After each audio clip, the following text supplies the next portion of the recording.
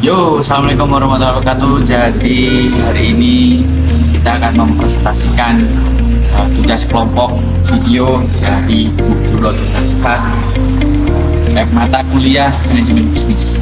Kita akan menjelaskan apa itu etika bisnis. Sebelumnya kelompok kami ada saya sendiri, Novel Akbar, kemudian ada Kinajar Prasetyo, ada Lintang Sulistianingsih, ada Cinta Liharamanda, dan Melan Antayani.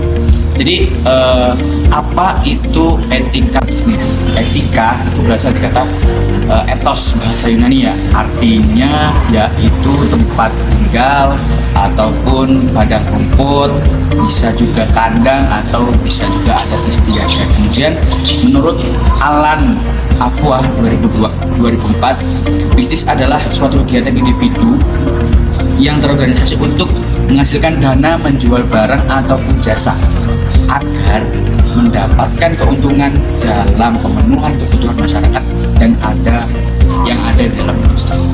Kemudian apa itu etika bisnis? Etika bisnis adalah kajian dan penerapan prinsip-prinsip moral dan nilai-nilai yang berkaitan dengan perilaku dan pengambilan keputusan dalam konteks dunia bisnis. Kemudian etika bisnis ini melibatkan pertimbangan mengenai apa yang dianggap benar atau salah dalam praktik bisnis, serta bagaimana perusahaan dan individu terlibat dalam aktivitas bisnis dapat mematuhi nilai-nilai moral, keadilan, kejujuran, dan tanggung jawab sosial. Nah, lanjut yaitu mengapa etika bisnis itu penting. Pentingnya etika bisnis dalam dunia bisnis modern itu sangat signifikan dan mencakup sejumlah aspek yang penting bagi perusahaan dan masyarakat secara keseluruhan. Nah, beberapa mengapa etika bisnis itu yaitu mengapa etika bisnis itu penting yaitu pemeliharaan reputasi dan kepercayaan.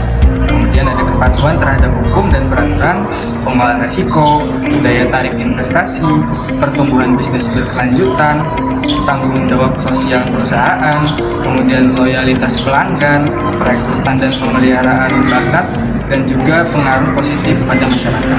Kemudian sejarah dan perkembangan etika bisnis. Abad pencerahan memperkenalkan pandangan sekuler tentang etika bisnis. Dengan filsuf seperti Immanuel Kant itu menyoroti prinsip-prinsip rasionalitas dan kewajiban universal. Nah, di abad ke-20, isu-isu seperti tanggung jawab sosial perusahaan mulai muncul dan era kontemporer menyaksikan pertumbuhan kesadaran akan etika bisnis dalam konteks globalisasi dan tantangan lingkungan. Nah, selanjutnya gambaran singkat tentang sejarah etika bisnis di Indonesia yaitu ada era prakolonial, kolonialisme Belanda, era kemerdekaan, era globalisasi, dan perkembangan pendidikan. Lalu ada tujuan etika bisnis. Yang pertama, meningkatkan moral untuk kesadaran bisnis yang dipikirkan tidak hanya pada kegiatan operasionalnya saja, tetapi juga akan memikirkan hutangnya supaya tidak terjadi selisih. Yang kedua, membuat arti batasan dari pelaku bisnis yang merupakan hal yang harus dapat dimiliki. Yang ketiga, meningkatkan relasi dengan baik bagi para stakeholder. Maka dengan cara sederhana ini secara tidak langsung sangat berhubungan dan menjaga keterjalinannya hubungan akan awet selamanya. Keempat, memberikan suatu motivasi kepada pelaku bisnis untuk meningkatkan suatu kemampuan yang dipunyainya. Karena harus dipatuhi, semua pelaku yang merupakan standar saja sudah berlaku.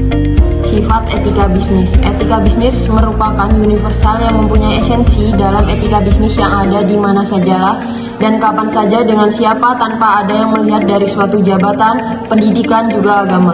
Suatu pertimbangan yang normatif juga dapat menimbulkan keburukan yang banyak. Suatu karakter yang dapat diperhatikan sungguh besarnya sangat suatu rugi juga untuk dapat mempunyai keuntungan sendiri atau mengesampingkan kepentingan pribadi yang didasarkan dengan adil. Selanjutnya, pelanggaran etika bisnis. Masalah pada etika bisnis bisa dikatakan racun yang ada di bisnis dapat merusak. Ada juga beberapa faktor termasuk pelanggaran yang mementingkan untuk keperluan pribadi, di mana dalam ini seorang pebisnis hanya memikirkan diri sendiri, bahkan dia juga memuaskan keinginan Persaingan yang ada di dalam dunia bisnis ini membuat orang-orang harus bisa mendapatkan laba yang diinginkan. Di dalam kasus ini, banyak perusahaan yang bisa menekankan biaya produksi saja sehingga bahannya kurang layak. Penyebab yang terakhir adalah terjadi pertentangan antar nilai perusahaan dan individunya. Sebagai contoh, adanya metode-metode baru dan tidak bisa diterima. Di contoh etika bisnis itu yang pertama, menjaga data-data privasi yang bersifat sangat dirahasiakan milik klien dan juga mitra bisnis dan pelanggannya. Kemudian yang nomor 2 itu memenuhi suatu permintaan klien dan juga mitra bisnis yang disepakati dalam perjanjian kontrak kerja. Yang ketiga, harus bersikap sopan santun dan baik terhadap orang-orang yang mempunyai keterlibatan bisnis seperti klien, karyawan, mitra bisnis, pelanggan, dan publik. Yang keempat, tetap menjaga lingkungan juga tidak merusak alam yang berada di lingkungan sekitarnya, sesuai perjanjian dan hukum yang disepakati. Kesimpulannya adalah etika bisnis penting karena membantu bisnis dan karyawannya beroperasi dengan cara yang bertanggung jawab, jujur, dan bijaksana. Tujuannya adalah agar bisnis dapat dipercaya oleh publik, mematuhi hukum, dan tumbuh dengan cara yang bertanggung jawab. Etika bisnis juga menciptakan ikatan yang lebih kuat dengan pelanggan, karyawan, dan mitra.